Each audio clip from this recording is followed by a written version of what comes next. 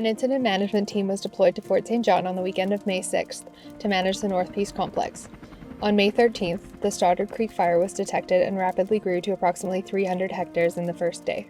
Ground crews and heavy equipment were redirected from Red Creek Wildfire and worked through the night. On May 14th, the Stoddart Creek wildfire exhibited extreme fire behavior due to unseasonably high temperatures and sustained wind. Structure protection crews, equipment resources, air tankers and helicopters, and wildfire crews aggressively carried out suppression tactics to achieve containment lines in anticipation of a cold front passage. The cold front arrived on May 15th, bringing with it a 180-degree wind shift and sustained 60-km/h winds from the north.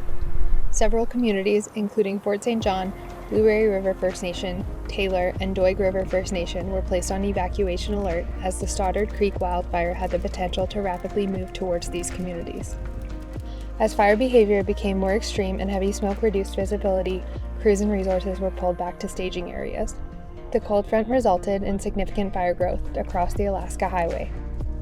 After the cold front passage, crews and resources conducted day and night operations to achieve containment using pre-existing roads, pipelines, and constructed control lines to box in the wildfire perimeter. Aerial and hand ignitions were utilized to bring the fire's edge to control lines, and ground crews, structure protection firefighters, heavy equipment, and helicopters all supported suppression and containment efforts. Wildfire crews and heavy equipment continued to work on the Boundary Lake, Red Creek, and Cameron River wildfires, which were all exhibiting active fire behavior. Over the next few days, containment was achieved kilometer by kilometer through planned ignitions and direct attack. On May 20th, a significant 2,000-hectare planned ignition took place along the Alaska Highway and Aitken Road, securing a large area of unburnt fuel. Thanks to the close coordination between the BC Wildfire Service, highway contractors, BC Hydro, RCMP, and structural firefighters, the Alaska Highway was able to stay open during this planned ignition. Crews and heavy equipment continued to work 24 hours a day to monitor and achieve containment of the fire's perimeter. On May 22nd, a low-pressure system moved into the Peace region, bringing with it precipitation.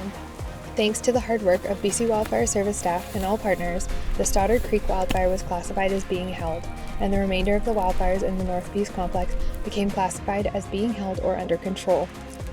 The sustained drought conditions in the spring resulted in aggressive fire behavior and growth in the northeastern part of BC. At peak, there were 600 people working on this complex. We would like to thank BC Wildfire staff, contractors, heavy equipment operators, Blueberry River First Nation, Halfway River First Nation, Doig River First Nation, the Peace River Regional District, and the communities affected by these wildfires for their support during the last few weeks.